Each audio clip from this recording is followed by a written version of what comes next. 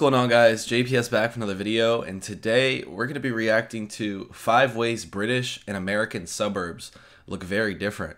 This is a video from Lost in the Pond, so make sure you guys go show him some support and subscribe to his channel.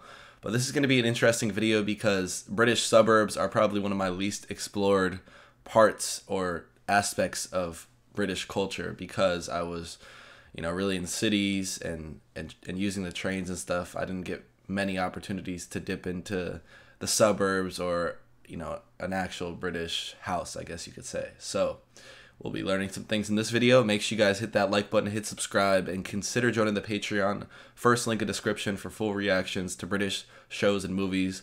We just added a new show to our British show rotation, and that is Only Fools and Horses, which it's a classic. So make sure you guys go check that out. I'd really appreciate it. If not, that's fine. But here we go. Why are there so many words for this? And what do you call it, other than that grassy thing over there? Hello, I'm Lawrence, and I'm on a quest to uncover all of the memos that Britain and America lost in the pond, and one of those memos pertains to the suburbs.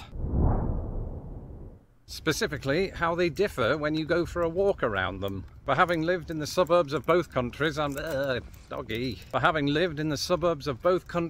well attuned to those differences, and so I'm going to talk about them today. Now, before we do that, if you haven't had a chance to subscribe to this channel, do that now. In the meantime, let's go for a walk. Let's go. You gonna keep going? You just love the camera, don't you? You're such a ham. You're such a ham. Look at you.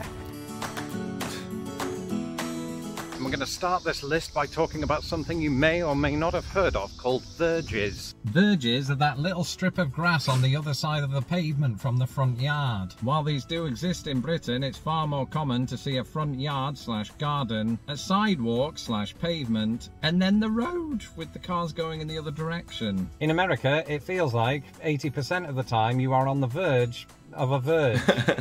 There are a lot of verges here, and it's nice having them. I just wish that when I bought my house, somebody would have told me that I would be responsible for mowing them, because while it sounds like small work, it's made harder by the fact that there's always a tree in the way. And while we're on the subject of trees,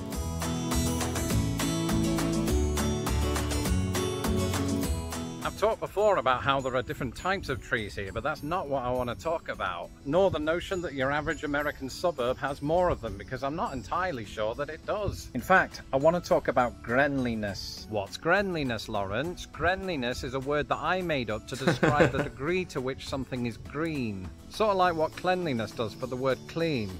I want to get a word into the dictionary. And I can't really describe it, but I think there's something different about the greenliness of American trees compared to those in the United Kingdom. I'm not a scientist, but I think there's a vibrancy to the leaves of trees in the United States that you just don't see in Britain. And I do wonder if some of that is due to photosynthesis, right? That's what we learned about in school. There's typically less cloud cover here in the United States. That's for damn sure. That sun rarely comes out in Britain, so... Oh man. Compared to Britain. And I think that allows the greenliness of not just the trees, but the grass to take shape. I won't do that with a camera ever again.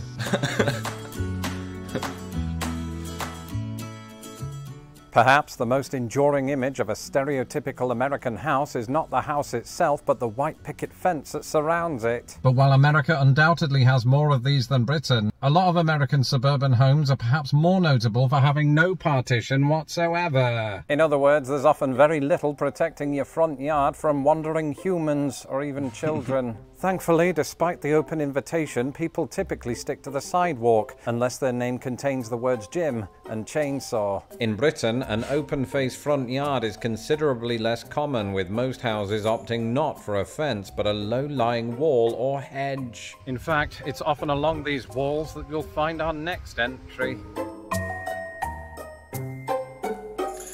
I was gonna say, I don't think like front yards are really common in Britain, but the back garden, I think that's super common. And I've never actually been in a back garden. It's just been in shows I've watched, like 1 Foot in the Grave and Happy Valley. In both of those shows, the back garden was a setting that they went back and back to no matter what. So, but I like that more. It's more private. Like the front yard, most Americans opt not to really use it that much because of how public it is. But In the past, I've talked about the general difference between British and American street names. For example, in Britain, virtually every town and city has a street named after Queen Victoria, whereas in the US, there's a good chance that your street name will contain either a president, a number, or a type of tree. But there's also a major difference in how the street names are displayed. In Britain, it's not uncommon for the name to be displayed on a 2-foot placard. These are normally mounted either onto 2 low-level poles or a wall. In the US, things are a little different. The street names are housed on smaller, greener placards that sit on a much taller pole. And given the grid-like nature of many American neighborhoods, these poles usually contain not 1, but 2 street names, one facing east or west, the other north or south. This is why you'll often hear American film characters say something like, "Hey, Johnny, meet me at 21st and Washington on the double." In Britain, we don't really do that. It's more like, meet me at the pub at 9 a.m. Yo, 9 a.m. is insane. And then there's the terminology we use to describe the stuff in our respective suburban lands. You've got yard instead of garden, sidewalk instead of pavement, a downspout instead of a drain pipe, although Americans do also say drain pipe, median instead of central reservation. And finally, there's a word difference for something that I spoke about earlier, verges. At least verges are what we call them in England.